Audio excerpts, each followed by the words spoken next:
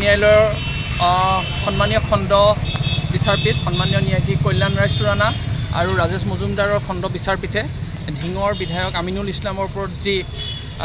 NSA ধাৰা আৰোপ কৰা হৈছিলে সেই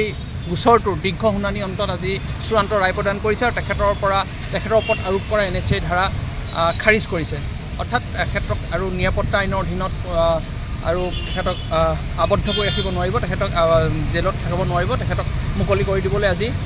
এই ৰায়দান যোগে সন্মানীয় আদালতে ৰায় প্ৰদান কৰিছে। নগাঁও জিলা উপায়ুক্তই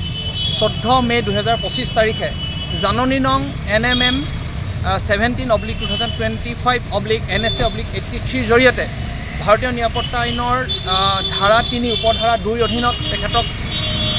পেহেলগামত যি বৰ্বৰ সন্ত্ৰাসবাদী আক্ৰমণ হৈছিলে সেই সন্ত্ৰাসবাদী আক্ৰমণৰ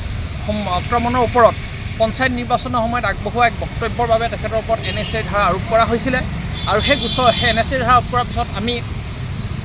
এই NSA ধাৰা নটিচৰ বিৰুদ্ধে আমি এডভাইজৰী বৰ্ডৰ ওচৰত আমি তেখেতৰ যুক্তি দৰ্শাইছিলোঁ। এডভাইজৰী বৰ্ডেও আমাৰ যুক্তি নাকচ কৰি পেলাই তেখেতৰ NSA ধাৰাটো তেখেতৰ বাহাল ৰাখিছিলে। তাৰ পিছত আমি সেই এডভাইজৰী বৰ্ড আৰু নটিচৰ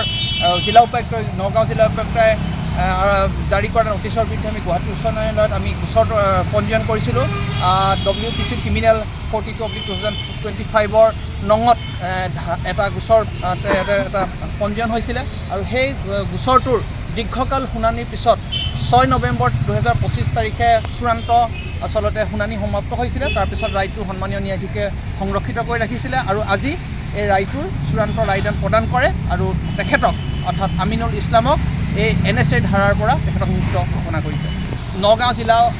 আয়ুক্তই বা চৰকাৰে যিসমূহ গ্ৰাউণ্ডৰ অধীনত যিসমূহ তেখেতক বিষয়ত NSA ধাৰা আৰোপ কৰিছিলে সেই বিষয়সমূহ আচলতে পৰ্যাপ্ত নহয়। এজন মানুহক নিৰাপত্তা আইনৰ অধীনত আবদ্ধ কৰি ৰাখিবৰ কাৰণে, আটক কৰি ৰাখিবৰ কাৰণে আচলতে আমিনুল ইছলামৰ কোনো কাৰ্যকলাপ বা কথা বতৰাখিনিয়ে ভাৰতীয় সাৰ্বভৌমত্ব আৰু ৰাষ্ট্ৰীয় নিৰাপত্তাৰ বাবে ভাবুকি আচলতে নহয়, সেই কথাটো আজি প্ৰমাণিত হ'ল। ন্যায়াধীশে সেই গোটেই বস্তুখিনি চালি চাই দীৰ্ঘ শুনানিৰ অন্তত আজি ৰায় প্ৰদান কৰিছে আৰু এই গোচৰটোত আমাৰ আটক হৈ থকা আছামী আমিনুল ইছলামৰ হৈ জ্যেষ্ঠ অধিবক্তা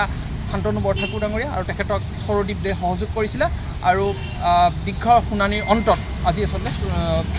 সন্মানীয় ন্যায়াধীশ কল্যাণ ৰায় চুৰানা আৰু ৰাজেশ মজুমদাৰৰ খণ্ড বিচাৰপীঠে আজি চূড়ান্ত ৰায় প্ৰদান কৰিছে।